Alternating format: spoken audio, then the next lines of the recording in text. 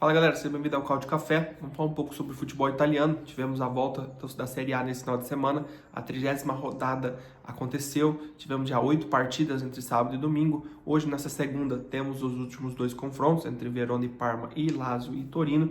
Mas falamos sobre eles amanhã com jogos também que teremos da Copa Itália pela semifinal. Então vamos falar um pouco lá do que aconteceu no sábado. Tivemos um empate bem ruim entre Como e Empoli. Ruim para ambas as equipes, né? Porque o Empoli na zona de rebaixamento ali não consegue se livrar, o Como também tentando se consolidar no meio de tabela para não sofrer nenhum risco mais para o final do campeonato, então 1-1 bem complicado para ambas as equipes. Logo depois tivemos o Venezia recebendo o Bolonha, onde o Bolonha venceu por 1-0, um belo gol ali na segunda etapa do Orsolini, pegou um lançamento, ele pegou de primeiro na pequena área, fez um bonito gol. A Venezia perde esse jogo em casa, é um time que briga bastante, uma torcida bastante participativa, bastante calorosa, porém não consegue ainda conseguir os bons resultados. Vinha, como eu disse no vídeo passado da análise da rodada, vinha de 4 empates contra equipes boas, né, como Atalanta, Napoli, Lazio, então, mas dessa vez não consegue segurar o Bolonha tem uma sequência magnífica aí, quarto colocado assegurado, com chances claras de classificar para a Champions League. Também tivemos no sábado a Juventus enfrentando o Genoa, onde a Juventus saiu vencedora pelo placar de 1-0. Foi a estreia do novo técnico, né, o Igor Tudor, o croata, e que ele mudou bastante a equipe, fez um time mostrar um pouco mais do jogo. Não era um jogo fácil, o Genoa, mesmo estando ali no meio de tabela, é uma equipe muito bem treinada, muito forte, muito difícil de ser enfrentada, mas ali a Juventus conseguiu sair melhor com essa nova formação, com seu novo técnico. Ele que teve participação no gol, né? Assim, participação bem significativa, porque quando a bola saiu da lateral, ele já jogou pro Cooper Marnes, já bateu o lateral, que lançou o Wilds, e o Wilds conseguiu ali num rebote, numa disputa, tocar pro Wilds, do Valjovic pro Wilds, na verdade, e o Wilds conseguiu fazer a jogada individual e fazer o gol da vitória. Que dá um respiro para essa nova Juventus aí. A única baixa assim, sentida que foi que o zagueiro, logo depois do gol, o zagueiro Gatti, que é o titular da equipe, ele saiu lesionado. Então, assim, pelo que eu apurei ali em algumas páginas da Juventus, ele está uma lesão séria que pode dificultar o trabalho da sequência do Igor Tudor, que gosta de entrar com 3 zagueiros, como a gente fez análise no vídeo passado, que ele ia mudar bastante essa equipe aí, e mudou e mostrou uma cara nova aí para a equipe de Turim. Também no sábado tivemos a vitória da Roma fora de casa contra o Lecce, pelo placar também mínimo de 1-0, gol do Dovbyk aos 80 do segundo tempo. Foi um jogo bastante complicado também. A Roma poderia ter vencido com mais facilidade, porque no primeiro tempo perdeu 2 chances assim, cara a cara, numa bobeira, num lançamento e um bate-cabeça ali do zagueiro com o goleiro. O Angelino ficou sozinho na frente do gol e ele bateu para fora, meio desequilibrado, tudo bem, mas não pode perder uma chance dessa. E depois também numa bola sobrou ali praticamente na pequena área ali, na marca do pênalti, o Koné chutou e o goleiro fez uma defesa depois de uma saída de bola errada ali. Então, assim, perdeu 2 chances muito claras no primeiro tempo. No segundo tempo, o Lecce tentou se arriscar, porém um pouco assustou, assim, teve algumas pequenas chances, porém a Roma no contra-ataque conseguiu chegar mais, poderia ter feito muito mais, poderia ter feito 2, 3 facilmente, porém o placar de 1-0 só consolida mais ainda esse trabalho do Ranieri. São 14 jogos de invencibilidade nessa Série A, 11 vitórias e 3 empates, então assim, cada vez mais na briga ali. Agora atualmente assumiu a 6ª colocação ali na classificação, então assim, vai depender dos resultados de hoje, né, que ainda, porém ele pode dormir numa classificação já para uma conferência, uma Europa League no final da temporada. No domingo tivemos boas partidas também. Mais cedo tivemos o Cagliari vencendo por 3-0 o Monza, resultado terrível para o Monza, que não consegue produzir, não consegue vencer, está afundado ali na última colocação com 15 pontos, para mim matematicamente rebaixado já. O Cagliari se consolidando ali na briga se consolidando no meio de tabela para não brigar por um possível rebaixamento. Logo depois tivemos um grande Fiorentina e Atalanta. Esse eu tenho algumas críticas para fazer. Primeiramente, só resumindo para vocês, a Fiorentina venceu o jogo por 1-0, gol do Moise Kean, e vamos lá. O gol aconteceu no final da primeira etapa, numa hora que o time da Atalanta estava todo ofensivo, a bola estava com o Rien, o zagueiro, na meia-lua ali do campo. Ele era o último homem, ele se estabanou, o Mosiquim roubou a bola, correu e fez o gol que deu a vitória para a Fiorentina. Primeiramente, um zagueiro não deve fazer o que ele fez ali, enrolar e se perder com a bola e causar isso. Deveria ter alguém aproximando, ele devia ter dado um toque mais rápido, mas o time já estava todo bagunçado mesmo. Foi uma partida para se esquecer da Atalanta, que, se eu não me engano, pelas estatísticas, deu um chute ao gol, ou nem isso, que foi ao gol mesmo. Então, assim, foi um jogo terrível para a equipe e para o técnico Gasperini, que na segunda etapa tirou seus 3 atacantes, o Retegui, o Lookman e o De Ketelaere, em questão de 10 minutos do segundo tempo. Um time que precisava vencer, precisava pelo menos buscar o gol, ele tirar os 3 atacantes ali.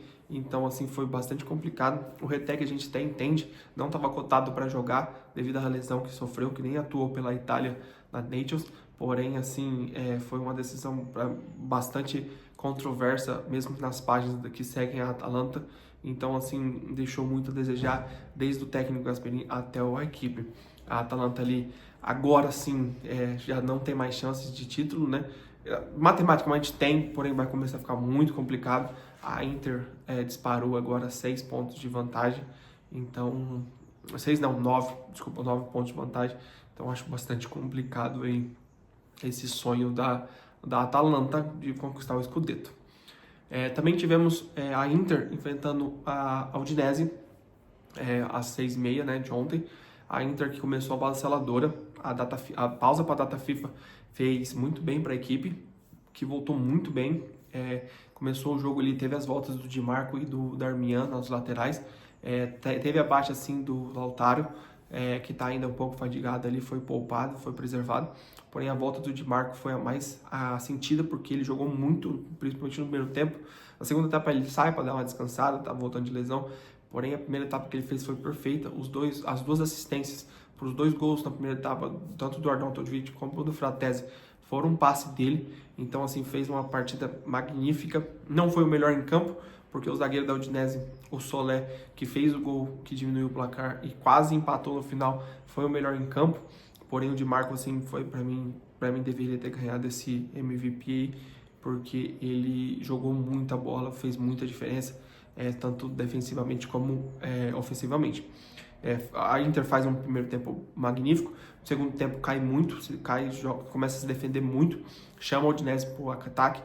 O atacante Luca ali, gigantesco, teve 2 chances, uma no primeiro e uma no segundo tempo, de cabecear livre, sozinho. É um cara que tem 2,2 metros de altura e sem marcação, ele vai subir, vai cabecear muito bem, mas ali no gol da Inter tem o Sommer, então pôde evitar um resultado pior para essa Inter aí. No segundo tempo, o Udinese veio para cima, fez o gol numa bela jogada do Solé, que é um zagueiro que, num chute do Sommer ali no meio campo, ele consegue dominar e se lança. A defesa da Inter se abriu pro zagueiro, porque não achou que o zagueiro ia arriscar, e ele vai lá e faz o 2-1, diminui o placar e bota fogo. No final ainda tem uma chance no cruzamento, a bola sobra para ele, mas o Sommer faz a defesa. Então, assim, a Inter flertou com o perigo de tomar um empate. Então, assim, que seria um resultado péssimo por estar jogando em casa e ter saído vencendo por 2-0. E para finalizar o domingão, tivemos um belo Napoli e Milan, onde o Napoli venceu por 2-1. Tivemos um mix de emoção, porque foi comovente devido ao falecimento de um jovem jogador do Napoli, que teve um mal súbito. Então, tivemos uma homenagem no começo do jogo para esse jovem. Então, quando começou o jogo, aquele clima do estádio estava bem agradável, bem comovente, e com 1 minuto o Politano já faz o 1-0, uma bobeada da zaga do Milan ali, um bate-cabeça, um lançamento, ele sai, ele consegue se livrar e bater no canto do manhã e fazer 1-0, um belo gol, e até então 1 minuto vencendo o jogo. E o Napoli continuou na pressão, parecia que ele estava 100 por hora, e o Milan estava a 10. E então, logo depois, ali na metade da primeira etapa, consegue fazer o segundo gol com o Lukaku sozinho na pequena área. Ele chuta, a bola bate no chão e encobre o goleiro. Então, assim, o time estava muito perdido em campo. Na segunda etapa, o Milan tenta voltar melhor, tenta produzir algumas coisas, o técnico Conceição muda um pouco a equipe, porém pouco conseguiu produzir. Teve um pênalti a favor, que eu também contestei com algumas páginas do Milan, perguntando e falando o porquê que no Puzic não bateu esse pênalti e deixou o Giménez. O Puzic, que é o principal batedor nos últimos, se não me engano, 9, 10 pênaltis, ele bateu 5, fez 4, só perdeu 1. Então, assim, foi uma decisão errônea de colocar o Giménez, que entrou nessa segunda etapa no lugar do Abraham e bate muito mal, e o Meret pega o pênalti. Ali parecia que o jogo já estava meio que definido, porém o Milan ainda pressionou ainda e conseguiu diminuir no finalzinho ali para botar uma pimentinha, botar um tempero com o Jovic. Ele consegue diminuir ali, porém pouco produziu, pouco fez. O Milan sai derrotado mais uma vez, perde um jogo grande assim e se distancia cada vez mais de uma competição europeia ano que vem. Está começando a ficar mais difícil porque os times lá de cima estão vencendo. Foi um jogo bastante movimentado, um jogo muito bom, eu gostei muito de ter assistido, porém o Milan está devendo muito e eu não sei até quando o técnico Conceição vai conseguir se manter nesse cargo aí mesmo, se ele vai conseguir finalizar essa temporada aí. O trabalho dele está sendo muito contestado por todos da imprensa e dos torcedores. É isso, galera. É um vídeo que ficou bem longo e falei bastante aí.